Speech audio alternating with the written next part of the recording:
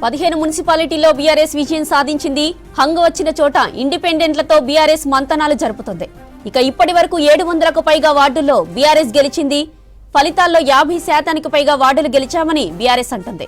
హంగు ఏర్పడ్డ చోట వ్యూహాలు రచిస్తోంది. ఎక్స్ అఫిషియోతో కలిసి మున్సిపాలిటీలను గెలుచుకునేందుకు వ్యూహాలు రచిస్తోంది బీఆర్ఎస్. ఇక ఇదే అంశానికి సంబంధించిన మరిన్ని డీటెయిల్స్ శ్రీనివాస్ లైవ్ ద్వారా అందిస్తారు. శ్రీనివాస్, చెప్పండి. జ్యోతి, బీఆర్ఎస్ మొత్తంగా చూస్తే ఒక 15 వార్డులలో గెలిచింది. కొద్దిసేపటి క్రితం ఈ ఫలితాలు వచ్చాయి. ఇంకా మరికొన్ని మున్సిపాలిటీలలో హంగు వచ్చింది కాబట్టి అక్కడ ఎక్స్ అఫిషియో ఓట్లకు సంబంధించి ఎవరెక్కడ ఓటు వేయాలనే దాని మీద కసరత్తు చేస్తుంది బీఆర్ఎస్. నందినగర్లో కేటీఆర్ ఉండి మొత్తం ఈ ఎన్నికల ఫలితాలకు సంబంధించినటువంటి సరళ ఏ విధంగా ఉంది, ఎక్కడెక్కడ సమస్య ఉంది, ఇట్లాంటి అన్ని అంశాల మీద ఆయన కొద్దిసేపటి క్రితం పరిశీలించారు. కాసేపటి క్రితమే తెలంగాణ భవన్కి వచ్చి మీడియా సమావేశాన్ని కూడా ఏర్పాటు చేశారు. సో ఫైనల్గా బీఆర్ఎస్ ఈ ఫలితాల పట్ల కొంత సమీక్షించుకుంది. త్వరలోనే ఒక సమావేశాన్ని కూడా ఏర్పాటు చేసుకోబోతున్నట్టుగా కేటీఆర్ కూడా చెప్పారు. సో ఫైనల్గా రిజల్ట్ విషయానికి వస్తే మాత్రం బీఆర్ఎస్ ఈ 116 మున్సిపాలిటీలలో దాదాపుగా 30 నుంచి 35 మేర గెలిచే అవకాశాలు ఉన్నాయని చెప్పుకున్నది ఇంటర్నల్గా పార్టీలో జరిగినటువంటి చర్చ. సో ఫలితాలు చూస్తే మాత్రం ఒక 15 మున్సిపాలిటీలలో మాత్రమే గెలిచింది. మరికొన్ని హంగొచ్చి ఉన్నాయి కాబట్టి సో ఓవరాల్గా వాళ్ళు అనుకున్నటువంటి పెర్ఫార్మెన్స్ అయితే తగ్గింది. ఇంకొక వైపు అటు ఉత్తర తెలంగాణ కానీ దక్షిణ తెలంగాణలో కానీ మున్సిపాలిటీలలో పెద్దగా పెర్ఫార్మెన్స్ అయితే చూపించలేదు. కాకపోతే బీఆర్ఎస్ చెప్పేది ఏంటంటే కాంగ్రెస్ పార్టీ గెలిచినటువంటి వార్డులలో దాదాపు 1317కు పైచిలకు వార్డులలో దాదాపుగా బీఆర్ఎస్ కూడా 704 నుంచి 710 వరకు మేము గెలిచాము. అంటే సుమారుగా ఒక 50% మేర గెలిచాము. గతంలో సర్పంచ్ ఎన్నికలు జరిగినప్పుడు కూడా దాదాపుగా 4063 గ్రామ పంచాయతీలు గెలిచాము. అట్లనే ఇప్పుడు కూడా కొంత పెర్ఫార్మెన్స్ ఉన్నది. మేము అధికారంలో ఉన్నప్పుడు అంటే బీఆర్ఎస్ అధికారంలో ఉన్నప్పుడు దాదాపుగా 90% మేర మున్సిపాలిటీలు కార్పొరేషన్లలో గెలిచాము, సర్పంచ్లను గెలిచాము. ఇప్పుడు కాంగ్రెస్ పార్టీ ఆ స్థాయిలో గెలుపొందలేదు. ప్రభుత్వం మీద కొంత వ్యతిరేకత ఉందనేటువంటి అభిప్రాయాన్ని కొద్దిసేపటి క్రితం కేటీఆర్ కూడా వ్యక్తం చేశారు. సో ఫైనల్గా అయితే బీఆర్ఎస్లో కొంత చర్చ అయితే జరుగుతుంది. ఎందుకంటే 2023 అధికారం కోల్పోయిన తర్వాత 10 మంది ఎమ్మెల్యేలు కాంగ్రెస్ పార్టీలో చేరడం, ఆ తర్వాత జరిగినటువంటి పార్లమెంట్ ఎన్నికల్లో కూడా బీఆర్ఎస్కు ఒక్క సీటు కూడా రాలేదు. టీఆర్ఎస్ పార్టీ పెట్టినప్పటి నుంచి ఇప్పటివరకు ఎప్పుడైనా ఒక ఎంపీ సీట్లు 1-2 గెలిచింది బీఆర్ఎస్, అప్పుడు టీఆర్ఎస్ కూడా. కానీ ఇప్పుడు మాత్రం మొన్న జరిగినటువంటి పార్లమెంట్ ఎన్నికల్లో ఒక్క సీటు కూడా రాలేదు, 3rd ప్లేస్కి వెళ్ళిపోయింది. ఆ తర్వాత జరిగినటువంటి సర్పంచ్ ఎన్నికల్లో కూడా పెర్ఫార్మెన్స్ అంతంత మాత్రమే ఉంది. ఈ మధ్య జరిగినటువంటి జూబ్లీహిల్స్ బై ఎలక్షన్లో కూడా బీఆర్ఎస్ ఓటమి పాలైంది. కొంత క్యాడర్లో నిరుత్సాహం నెలకొన్నది.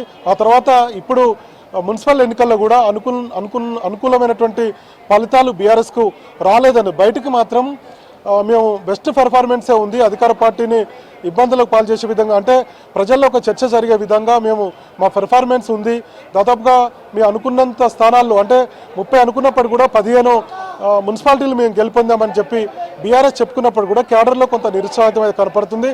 నెక్స్ట్ పార్టీ ఇప్పటికే బీఆర్ఎస్ చాలా కష్టాల్లో ఉంది. ఒకవైపు కవిత సస్పెండ్ చేయడం, కవిత చేస్తున్నటువంటి ఆరోపణలకు బీఆర్ఎస్ సమాధానం చెప్పుకోలేనటువంటి పరిస్థితిలో ఉన్నారు.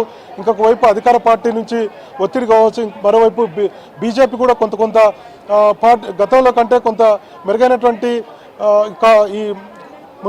ఈ వార్డులను గెలుచుకోవడం, ఇట్లాంటి పరిస్థితుల్లో బీఆర్ఎస్లో మాత్రం ఒక చర్చ అయితే జరుగుతుంది. భవిష్యత్తులో ఖచ్చితంగా అంటే పార్టీ కమిటీలు లేదంటే పార్టీని స్ట్రెంథన్ చేయకపోతే సమస్య వచ్చేటువంటి అవకాశం ఉందనేది బీఆర్ఎస్లో జరుగుతున్నటువంటి అంతర్గత చర్చ. ఇంకొక వైపు కార్పొరేషన్లు 7 కార్పొరేషన్లలో కూడా బీఆర్ఎస్ ఆశలు వదులుకుంది. సో ఆ 7 కార్పొరేషన్లలో కూడా ఆల్రెడీ రిజల్ట్ దాదాపు వచ్చేసింది. బీఆర్ఎస్ కూడా ఆ పెర్ఫార్మెన్స్ అయితే కనిపించలేదు. మరి చూడాలి రానున్నటువంటి రోజుల్లో కాంగ్రెస్ పార్టీ ఎన్నికల్లో ఇచ్చినటువంటి హామీల మీదనే ప్రజల్లోకి వెళ్తామంటున్నారు. త్వరలో కూడా జడ్పీటీసీ ఎన్నికలు జరగబోతున్నాయి, జిల్లా పరిషత్కు సంబంధించినటువంటి ఎన్నికలు కూడా జరుగుతాయనుకుంటుంది. కాబట్టి దానికి సిద్ధమవుతామని చెప్తున్నారు.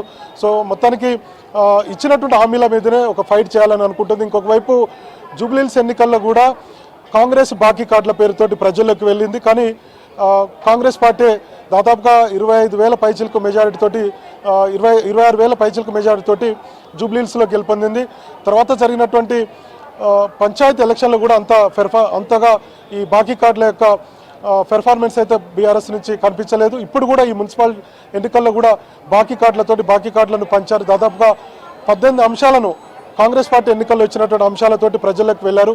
అయినప్పటికీ కూడా ప్రజలైతే అధికార పార్టీకే పట్టం కట్టారు. అధికార పార్టీ వైపు, కాంగ్రెస్ వైపే చూసినట్టుగా మనకు రిజల్ట్లో అయితే కనపడుతుంది. మరి చూడాలి, పూర్తి స్థాయిలో దీని మీద రివ్యూ చేసుకుంటామని చెప్పి బీఆర్ఎస్ వర్గాలు అయితే చెప్తున్నారు.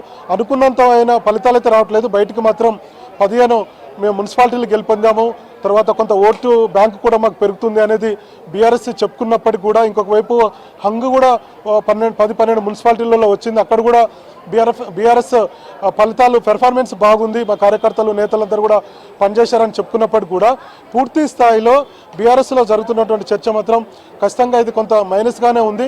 సో అనుకూలమైనటువంటి ఫలితాలు రాలేదనేటువంటి ఆలోచనలతో ఉంది. త్వరలోనే దీనికి సంబంధించినటువంటి ఒక సమీక్ష జరిగేటువంటి అవకాశం ఉంది. ఇంకొక వైపు క్యాడర్ నుంచి కూడా ఒక ఒత్తిడి వస్తుంది. కేటీఆర్ కానీ హరీష్ రావు కానీ అన్ని జిల్లాల్లో పర్యటించలేదు, ప్రచారానికి రాలేదు. 1-2 జిల్లాలు మాత్రమే ప్రచారానికి వచ్చారు. దానికి కారణాలు ఏంటనేది కూడా పార్టీలో ఒక చర్చ అయితే జరుగుతుంది. సో ఫైనల్గా త్వరలోనే ఒక సమీక్ష జరుపుకొని ఎందుకు ఫలితాలు ఇంత అనుకున్నంత ఫలితాలు రాలేదు అనేటువంటి విషయాల మీద కూడా ఒక చర్చించుకొని ఫైనల్గా వచ్చేటువంటి జడ్పీటీసీ ఎన్నికలకు మేము సిద్ధమవుతానని బీఆర్ఎస్ అయితే చెప్తుంది. చూడాలి మరి భవిష్యత్తులో ఎట్లా ఉంటుంది. క్యాడర్ అంతా మరి ఇప్పటికే కొంత నిరుత్సాహంతో ఉన్నారు. అధికార పార్టీ కూడా బీఆర్ఎస్ వైపు చూస్తుంది. బీఆర్ఎస్ క్యాడర్ వైపు మరి కొంతమంది నాయకులను, నేతలను అధికార పార్టీ వైపు వెళ్తారు, చేర్చుకుంటారు అనేటువంటి చర్చ అయితే జరుగుతుంది. చూడాలి, మనకు ఇంకొక 2-3 నెలల్లో దీని మీద ఒక క్లారిటీ అయితే వచ్చేటువంటి అవకాశం ఉంది. జ్యోతి.